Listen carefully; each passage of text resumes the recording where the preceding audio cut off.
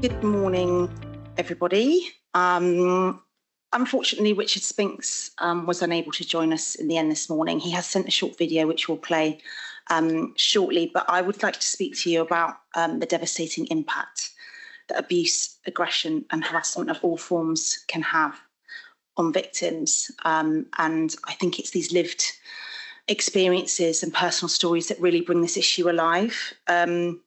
So I'll start by outlining briefly what happened to Richard's daughter, Gracie, and then we'll hear a message from Richard himself. So Gracie was 23 when she started to work for a company in Chesterfield called Xbite in April 2020. And she met a male colleague, Michael Sellers, who was employed as a supervisor at the same company. Gracie decided she didn't want to have any kind of relationship with the supervisor and had none, despite him expressing some interests in that regard. She made that clear to him in December of 2020. Sellers failed to accept Gracie's decision and became increasingly obsessed and fixated with her. She reported his behaviour to the company in that January 2021. And he was subsequently dismissed after he was found to have been watching her on the CCTV at work. He'd also asked other colleagues to watch her and report back to him about her activities. On the 18th of June 2021, Sellers tragically stabbed Gracie Spinks to death when she went to see her horse before killing himself. An inquest into Gracie's death found that 7 other Xbite employees had received unwanted attention from Sellers, as well as another woman who'd worked with him at a previous workplace. So there was a clear pattern of repeated behaviour, which indicates stalking.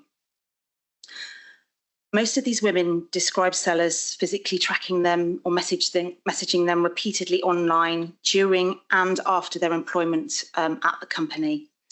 One victim was only 17 years old and, according to the inquest, wasn't aware Michael Sellers had a fascination with her, but people at Xbite were aware because they had noticed his behaviour towards her and watching her. Another woman did say the company was aware and spoke to him about his inappropriate behaviour, but no action was consequently taken.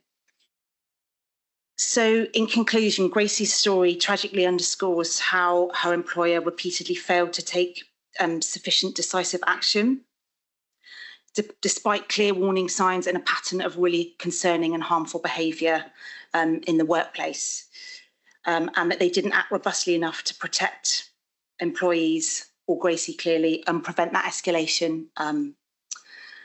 So ultimately, too little was done far too late, and the company essentially, having got this information and seen these patterns of behaviour about Sellers, could have acted far earlier and prevented that escalation of violence. Richard did want to share a message with us today in this regard, so hopefully...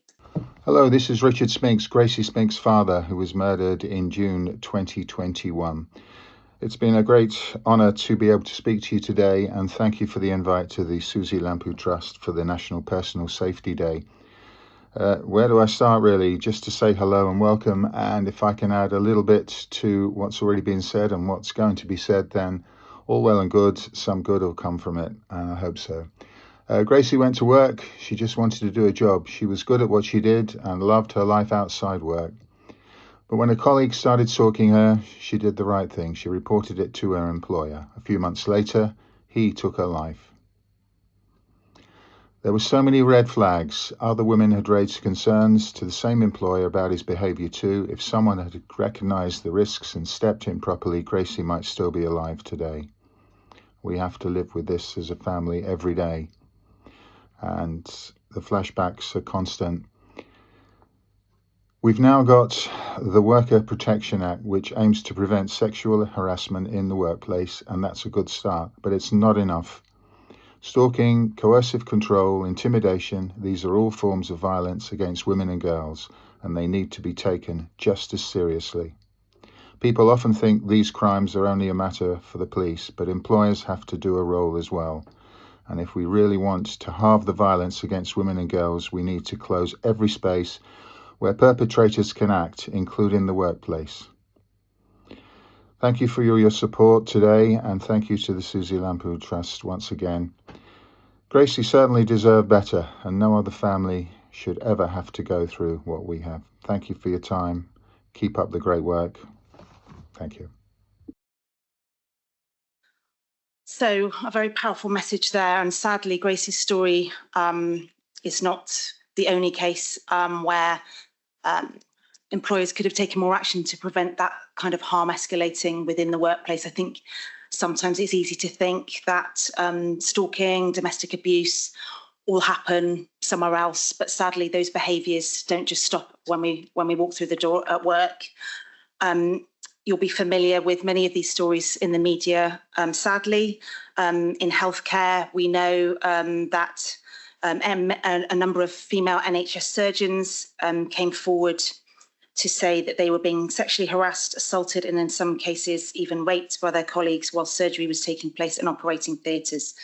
These cases are really shocking and difficult to hear, but this is what motivates us to all work together better to keep our employees and our colleagues safe in workplaces.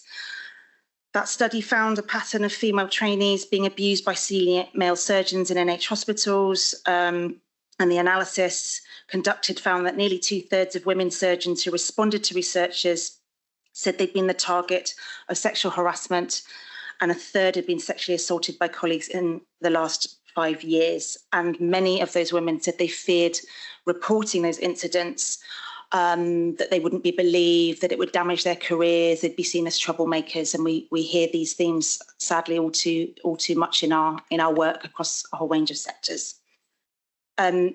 One other case you'll have been shocked about, I'm sure, is Royal Artillery gunner Jaisley Beck.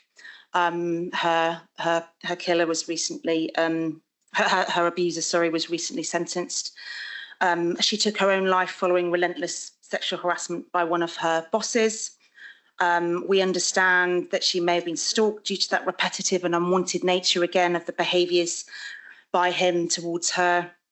The Army investigation into her death details how her line manager was responsible for allocating her tasks and would always ensure they were working together, so he manipulated that situation. She expressed fears he was tracking her movements via her mobile phone, and there was an intense period of what was described as unwelcome behaviour, and that was certainly deemed to be a causal factor in her death. Her mother said that she had urged her daughter to report these behaviours to the employer, but she was reluctant to do so because of the way the Army had dealt with a similar complaint of sexual assault against another colleague. So sadly, these cases demonstrate with tragic clarity the urgent need for stronger employer duties to prevent violence against women and girls in the workplace. We've heard how many of us are campaigning for those changes. Time and again, failures to act have allowed abuse, harassment and coercive control to escalate with devastating consequences. Through the proposed amendments to the Crime and Policing Bill, our campaign calls for a new enforceable duty on employers to identify and eliminate risks of violence against women and girls as part of their health and safety obligations. This reform would move beyond reactive measures, ensuring workplaces take proactive, gender-responsive steps to keep all employees safe. Ending workplace violence against women and girls requires not only awareness, but accountability from employers and the government alike. And we welcome your support in where you can implementing the recommendations published in our report today, particularly around developing policies and training to better recognise and prevent harmful behaviours in the workplace.